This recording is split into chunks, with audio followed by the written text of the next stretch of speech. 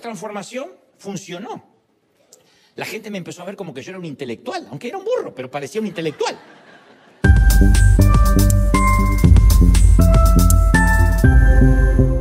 Como cada fin de semana, Edante propone un trato a su audiencia para que abra la mente para recibir el mensaje que Dios quisiera transmitirles, mientras que él se comprometía a abrir su corazón. Quería compartir una historia que, en parte, ya había contado antes, una de las batallas más largas que había librado a lo largo de su vida. Desde muy pequeño, comprendió que debía crear un personaje para presentarlo al mundo. Ese avatar, ese falso yo, nació como un mecanismo de defensa, aunque en aquel entonces no tenía conocimiento sobre psicología ni había leído a Freud. Instintivamente, supo que necesitaba un escudo para protegerse del dolor, la baja autoestima y una soledad que nunca eligió. Su madre, al momento de su nacimiento, padecía un cáncer terminal y no pudo cargarlo en brazos ni amamantarlo. Su padre, por otro lado, se refugiaba en el alcohol. Los recuerdos de su infancia eran fragmentados, como destellos en su memoria, largas horas en una cuna, solo, con pañales sin cambiar, mientras su hermano, apenas 6 años mayor, intentaba ayudarlo como podía. Los recuerdos reprimidos de la infancia, decía, podían funcionar como un mecanismo para evitar el dolor del rechazo, pero al mismo tiempo impedían que una persona fuera auténtica. En su caso, había aprendido a esconder su verdadero ser para encajar y ser aceptado. En la infancia, cuando alguien no se siente amado, ignorado o incluso abandonado, desarrolla estrategias para obtener aprobación, suprimiendo sus sentimientos. Los expertos en neurología y psicología explican que los niños, para evitar el sufrimiento, bloquean los recuerdos negativos, lo que con el tiempo los priva de honestidad emocional y espiritual. Así fue como él, desde pequeño, entendió que a nadie parecía gustarle su verdadera esencia. Auténtico. Sentía Algo que dentro sus mío me dijo, Dante, a nadie le gusta como eres. No sentía que le gustaba a mis hermanos, que le gustaba a mis padres. Siempre me habían hecho sentir que había sido un accidente. De hecho, lo fui. Al principio mamá decía que yo era un tumor, pero no cuando yo había nacido, que pensaba que era un tumor hasta que concluyó que era un embarazo, ¿no? Entonces decían, no te buscamos, apareciste, no sabemos cómo. Y hasta tanto yo tuviera educación sexual, yo decía, ¿cómo que aparecí? Me tiraron por la chimenea, me trajo una cigüeña, aparecí en el fondo de casa entre las gallinas. Yo no sabía cómo había aparecido. De modo que me inventé un chico al que para todos los pudieran demás. querer. Se convirtió en un niño educado, callado, respetuoso y atento, sin generar problemas. Descubrió que el dibujo le brindaba reconocimiento, y con dedicación autodidacta, perfeccionó su habilidad en la caricatura. Al mismo tiempo, levantó un muro emocional que lo protegía de la vulnerabilidad, pero también le impedía conectarse con la empatía y con el amor de manera genuina. Al llegar a la adolescencia, empezó a sentir vergüenza por el lugar donde había nacido, un barrio humilde y poco conocido de Buenos Aires. A los 17 o 18 años, le molestaba decir que vivía allí, pues no era la capital ni una zona prestigiosa, sino un sitio apartado, difícil de ubicar para los demás. Durante su infancia, nunca había sido del todo consciente de que pertenecía a una clase social baja, pero a medida que creció, comenzó a rechazar su origen. Con el tiempo, y gracias a las oportunidades que Dios le brindó, tuvo la posibilidad de viajar por el mundo. En ese proceso, trabajó en modificar su acento hasta neutralizarlo por completo, algo que sorprendía a quienes, al conocerlo, no imaginaban que había crecido en Argentina. Sabía que ciertas palabras delataban su origen, como lluvia, pero hizo todo lo posible por eliminar los modismos y expresiones propias de su infancia. Además, se sumergió en la lectura de grandes autores universales con el propósito de ampliar su visión y desprenderse de cualquier limitación que pudiera estar ligada a su lugar de nacimiento. Incluso llegó a modificar su caligrafía para que su escritura luciera más elegante. Poco a poco, esa transformación funcionó. Poco a poco esa La gente transformación comenzó. funcionó. La gente me empezó a ver como que yo era un intelectual, aunque era un burro, pero parecía un intelectual. Funcionó. La gente comenzó a verlo como un intelectual, aunque él mismo se consideraba lejos de serlo, ya que ni siquiera había terminado la escuela secundaria. No obstante, con el tiempo y de manera autodidacta, fue construyendo una personalidad que le otorgaba seguridad y lo hacía sentir menos vulnerable. Aprendió a ser más flexible y a tener una mente abierta, cualidades que nunca fueron fomentadas en su infancia, pero que con los años resultaron esenciales en su camino como comunicador. Con el tiempo, logró librarse y alejarse de los fantasmas de su niñez. En un momento, creyó haber escapado de su pasado y se las ingenió para ser amado por la imagen que mostraba, y no por quien realmente era. Construyó un avatar, un personaje de consumo público, y ese gran divorcio entre su mente y su corazón perduró incluso durante sus primeros años de ministerio, cuando predicaba y servía al Señor. El simulador siempre se define por lo que hace, nunca por lo que es. Su identidad se basa en la acción y no en su esencia. Esta falsedad, lo que en psicología se denomina el síndrome del impostor, lo llevó a buscar su identidad en el hacer para el Señor en lugar de estar con el Señor. Se asemejaba más a Marta que a María, las hermanas de Lázaro, siempre ocupado en la cocina, interpretando que estar a los pies del Señor era una pérdida de tiempo. Creía que si no hacía algo, no sería amado ni validado. Su vida como simulador requería experiencias externas constantes para autoabastecerse de significado y valía. Necesitaba demostrar que podía, que tenía, que ya no era pobre, que ya no pertenecía a la familia Jebel de Billingur, que ya no era el menor que nadie quería y que algunos consideraban un error.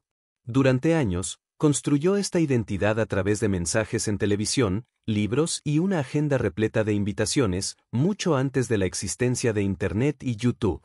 Finalmente, llegó a la conclusión de que, si la mayoría de los cristianos evangélicos lo aceptaban y pensaban bien de él, entonces no había nada malo en su interior. Sin embargo, esta búsqueda lo llevó a darle importancia a lo que no la tenía y a alejarse de lo verdadero. Como dijo David en el pasaje que estudiaron el domingo anterior, el objetivo no es agradar al público, sino agradar solo a Dios. Una vida dedicada al que dirán es una vida de pecado, iniquidad y transgresión, aunque algunos la disfracen como cuidar el testimonio. Fingir o simular siempre conduce a vivir en un mundo de engaño. Esto le recordó las palabras de Juan en 1 Juan 1:8, si afirmamos que no tenemos pecado, nos engañamos a nosotros mismos y no tenemos la verdad. Simular que todo está bien es, en esencia, un autoengaño. La falta de aprobación que experimentó en su infancia continuó en su vida adulta. Siempre buscaba ser aceptado, querido, y cualquier crítica podía destruirlo. No lo justificaba. De agradarle al público de uno, de agradarle solo a Dios. Una vida dedicada al que dirán, siempre es una vida de podía destruirlo. No lo justificaba, pero entendía que esta necesidad formaba parte del sistema de creencias que había adquirido en su niñez. Sin embargo, comprendió que elegir una vida de apariencias siempre lo alejaría de Dios. Aprendió que solo existen dos tipos de amor, el amor por Dios, hasta olvidarse de uno mismo, o el amor por uno mismo, hasta olvidarse de Dios. Años más tarde, se dio cuenta de que, aunque había logrado construir un personaje, esa personalidad autoconstruida tenía grandes limitaciones. La identidad no puede ser diseñada por uno mismo, ni por un asesor de imagen, un equipo de marketing, una junta de iglesia o un comité. Se descubrió egoísta, sin verdadero gozo, sin amor real, sin empatía. Se percató de que le faltaban los frutos del Espíritu mencionados en Gálatas 5: paz, bondad, amor, benignidad, mansedumbre. No era un demonio, pero notaba que explotaba con facilidad, que guardaba rencor y que tenía impulsos negativos. Y comprendió que los frutos del Espíritu no pueden simularse, lo exterior puede fingirse, pero no lo que hay dentro.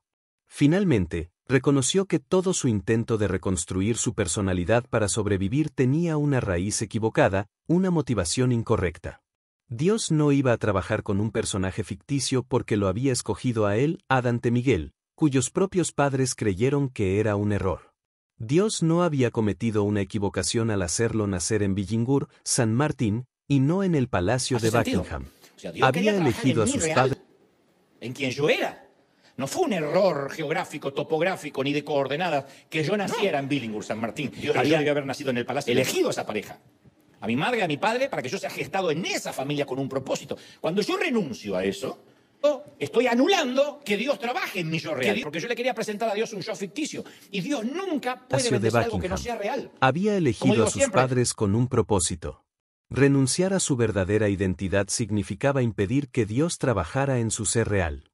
Durante años, había intentado presentarle a Dios una imagen construida, pero Dios nunca bendice lo que no es real.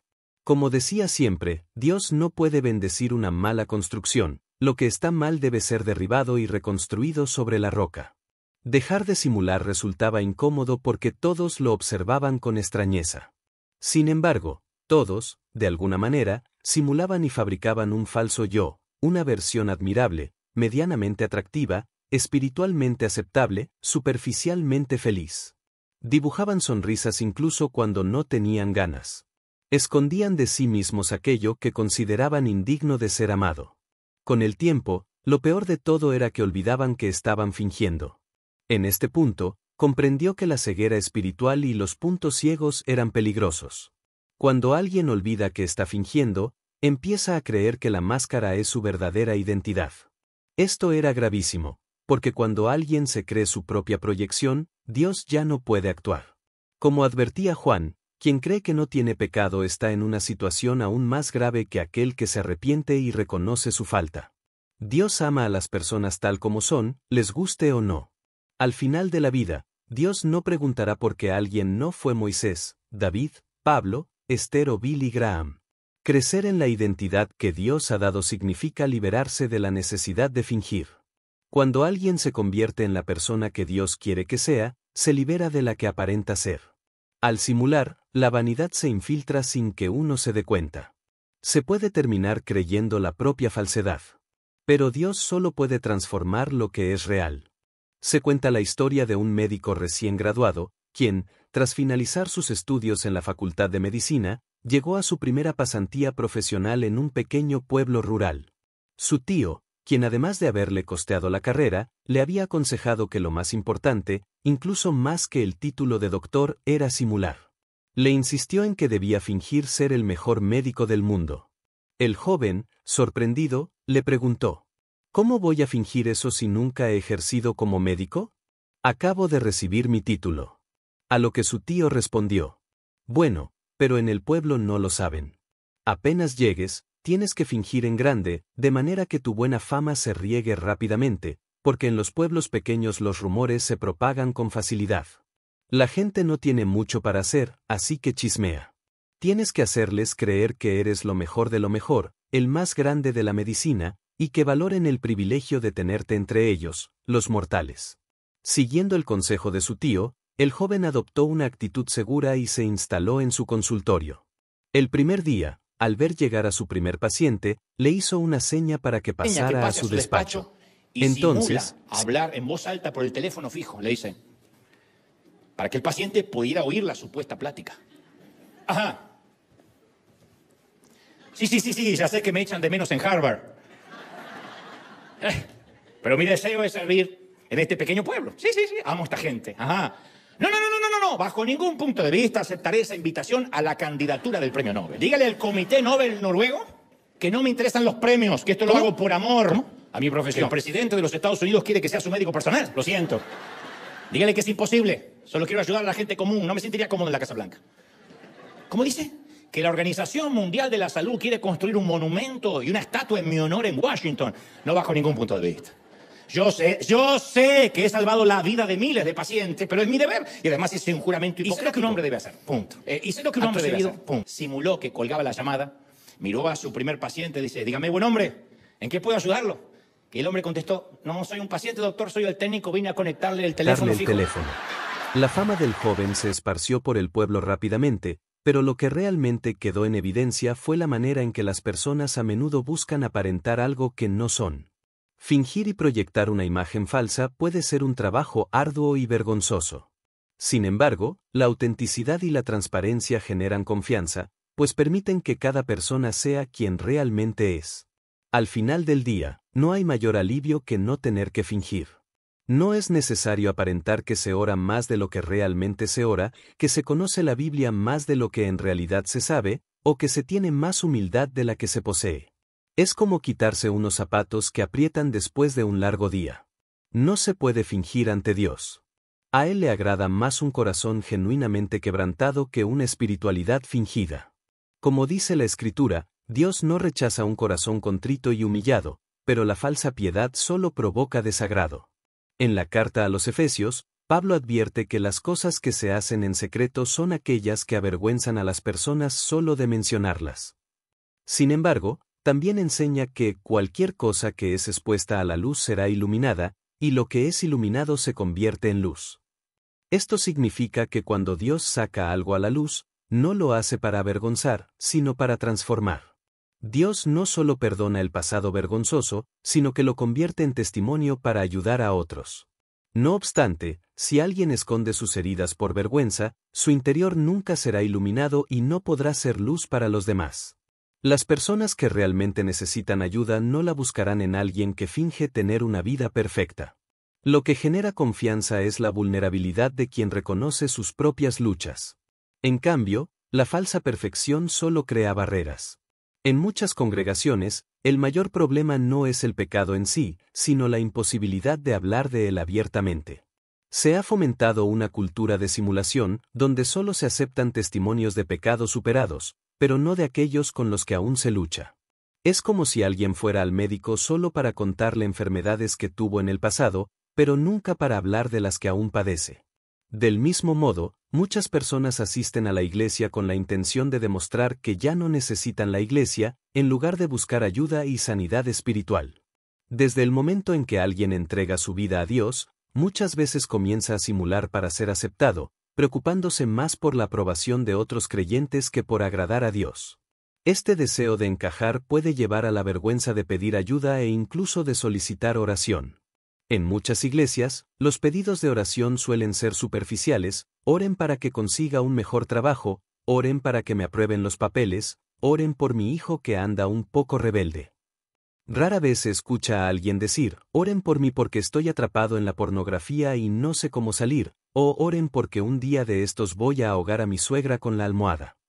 El miedo a no parecer lo suficientemente santo impide que la iglesia sea un lugar seguro, transformándola en un sitio donde se finge en lugar de sanar.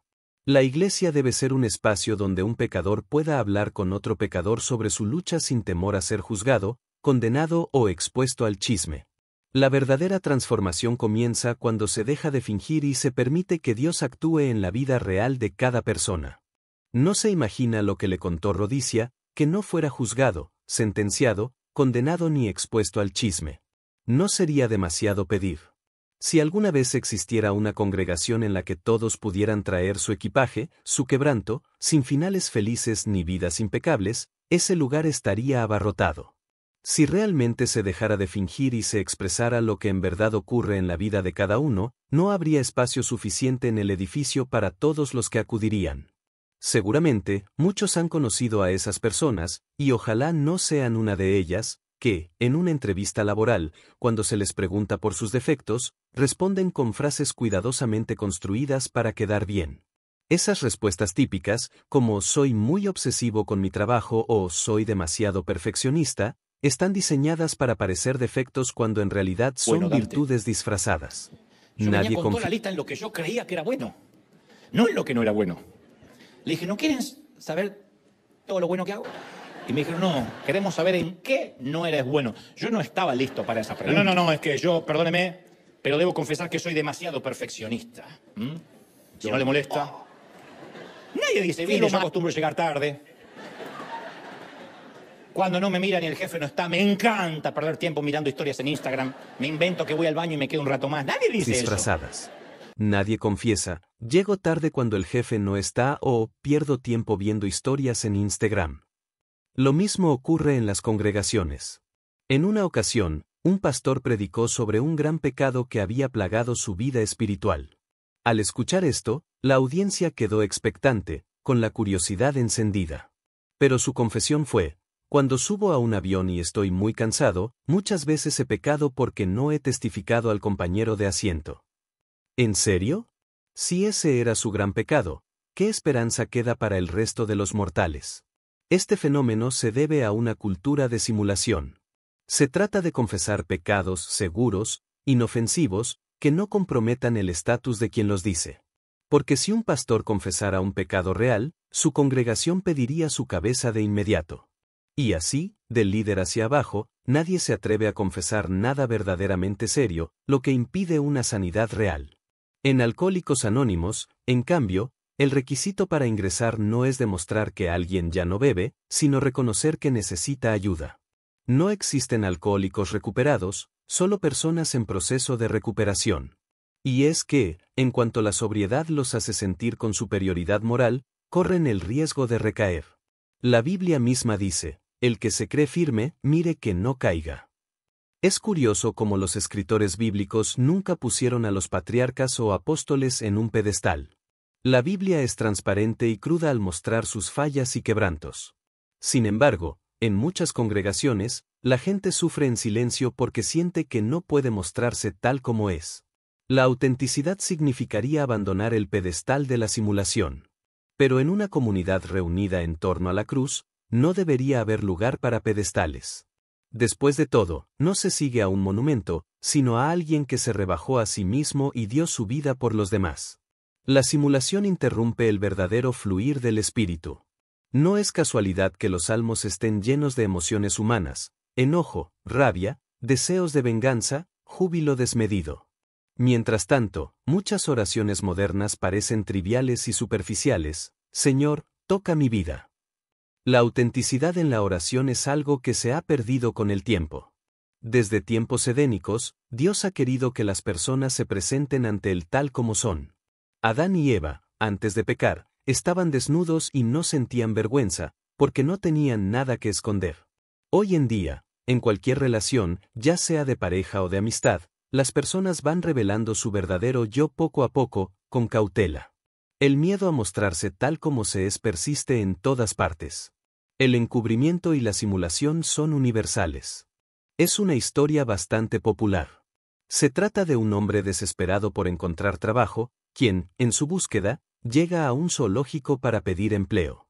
El director del zoológico le explica que no tienen ninguna vacante, pero le hace una propuesta inusual. Hace una semana se les murió el gorila y no tienen presupuesto para reemplazarlo.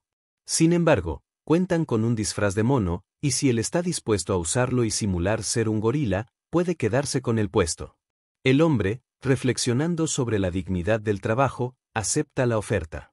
Al principio, se muestra tímido, pero con el tiempo empieza a ganar confianza y se convierte en una de las principales atracciones del zoológico. Se cuelga de los árboles, hace gestos graciosos y logra hacer reír al público. Sin embargo, un día, confiando demasiado en su actuación, se balancea con fuerza en un árbol de su jaula, sin darse cuenta de que ha tomado demasiado impulso. De repente, salta el muro y cae en la jaula de un enorme león africano. Inmediatamente, siente el aliento del felino en su rostro y entra en pánico. Desesperado, empieza a gritar: ¡Socorro! No soy un gorila, soy un hombre disfrazado. ¡Sáquenme de aquí! Entonces, el león se acerca lentamente, con voz baja, le susurra: ¡Cállate! Nos quedamos los dos sin trabajo. Esta historia refleja la tendencia humana a ocultarse y a simular lo que no se es. Los psicólogos han hablado sobre el fenómeno del impostor, pero la realidad es que nadie fue creado para vivir así. Nadie nació para complacer a los demás constantemente. En la vida, las personas suelen querer que los demás cambien, los jefes buscan empleados más productivos, los gimnasios exigen estar en forma, las tarjetas de crédito incentivan a endeudarse más, las plataformas de streaming fomentan el consumo excesivo de contenido, los restaurantes invitan a comer más, e incluso los dentistas esperan visitas más frecuentes. Cada uno tiene un plan para los demás, un ideal que desean que cumplan. Sin embargo, si alguien pasa la vida intentando ser lo que otros quieren, nunca será realmente libre. Amar a los demás significa, en ocasiones, estar dispuesto a decepcionarlos. No se debe temer a poner límites, a generar discusiones o incluso a enfrentar el rechazo. Aquellos que viven constantemente simulando suelen tener un miedo profundo a decepcionar y, por ello, adaptan su comportamiento para agradar a todos todo el tiempo.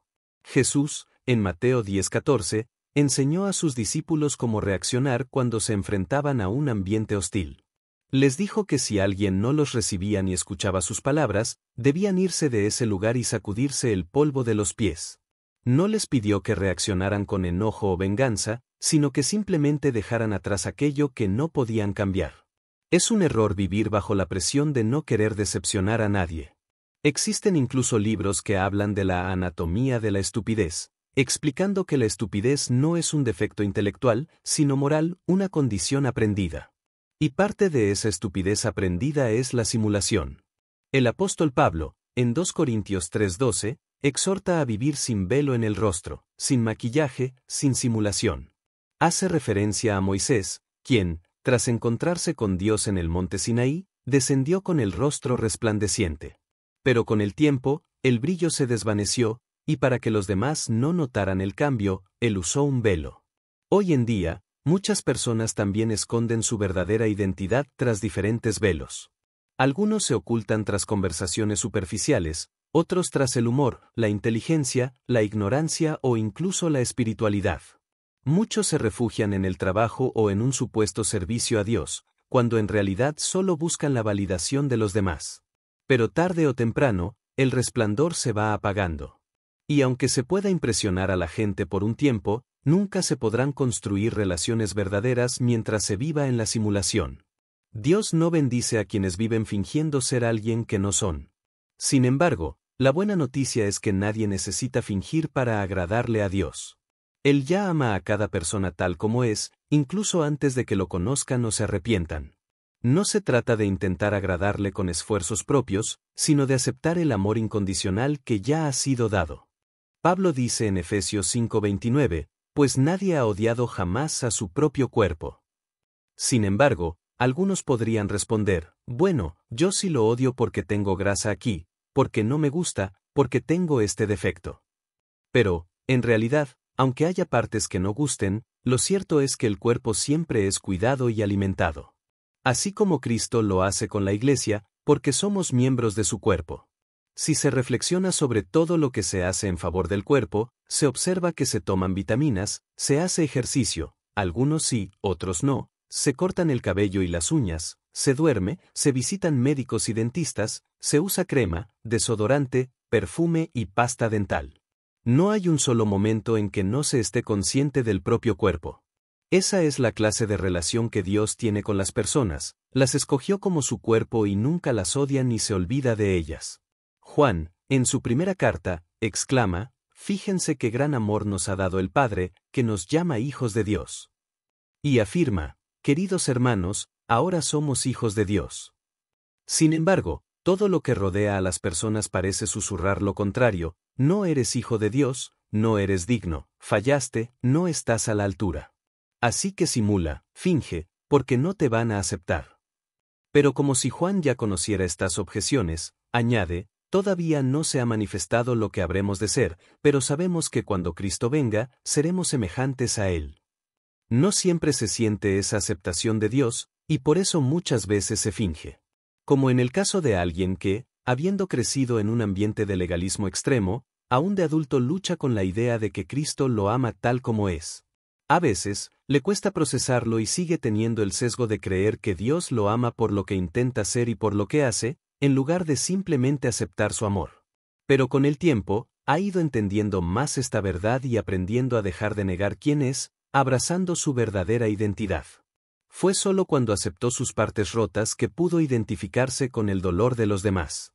En un principio, fue un gran legalista, condenando a todo el mundo porque así había sido instruido. Sin embargo, al comprender su verdadera identidad, descubrió que su llamado era identificarse con el sufrimiento ajeno. Entendió que ministrar no es dominar, sino compartir, no es imponer, sino comprender, no es controlar, sino cuidar, no es perseguir, sino guiar. Ahora ya no necesita maquillar su verdadera identidad ante Dios. Sabe que Él conoce sus pensamientos y quién es realmente. En momentos de silencio, cuando las palabras no alcanzan, simplemente le dice, Señor, aquí estoy. Dios comenzó a sanarlo cuando se dio cuenta de que no tenía que hacer nada para ganarse su amor y aprobación. Hubo un día en que decidió quitarse la máscara ante Él y le dijo, Señor, me cansé de simular. No porque llevara una doble vida secreta, sino porque comprendió que nunca encajaría en ciertos círculos religiosos ni en determinados moldes preestablecidos. Fue entonces cuando Dios comenzó a liberarlo del miedo, el temor al rechazo, a ser vulnerable, a mostrarse tal cual es. Con el tiempo, adoptó una frase de Brené Brown como lema de vida, nada que proteger, nada que perder. Las personas rotas están inmunes tanto a los aplausos como a las críticas, porque ya no tienen nada que ocultar ni que demostrar. Ser auténtico es un regalo maravilloso. Al final, Fingir y mantener una imagen falsa solo conduce al desgaste. Decir la verdad, aunque duela, siempre libera. Si se logra construir una comunidad donde se pueda ser honesto, sin miedo a la desaprobación, el impacto sería enorme. La sinceridad es una necesidad en todos los ámbitos de la sociedad, en la política, en la iglesia, en la familia. En un mundo lleno de falsedad y simulación, es refrescante encontrar personas auténticas. En definitiva, lo mejor que se puede ofrecer al mundo es la autenticidad. Lo que los demás esperan no debe determinar la identidad de una persona. No se está a cargo de las opiniones de otros, solo de vivir en verdad ante Dios. Al final, como decía David, lo único que importa es danzar para Él, vivir para Él, ser genuino ante Él. En una Navidad de 1971, un niño recibió un oso de peluche como regalo de su padrino y su tío Tito Stockley. Envuelto en un papel de regalo, aquel muñeco se convirtió en su compañero inseparable desde el primer momento. Si él se acostaba, el oso también lo hacía. Si almorzaba, el oso comía con él. Incluso lo acompañaba en el baño. Con el paso de los años, el peluche dejó de lucir bien. Ya no tenía el mismo aspecto que antes, tanto así que ni siquiera podría haber sido regalado a un indigente. Sin embargo, por razones propias de la infancia, aquel niño seguía amándolo profundamente. No podía dormir sin él. Lo amaba, no porque fuera perfecto, sino precisamente porque estaba viejo y desgastado, porque era su oso. Con el tiempo, llegaron otros muñecos y peluches, pero el viejo oso siempre fue especial, parte de la familia. Incluso le molestaba que en las oraciones no se lo incluyera. Para demostrarle amor a él, también había que amar a su muñeco.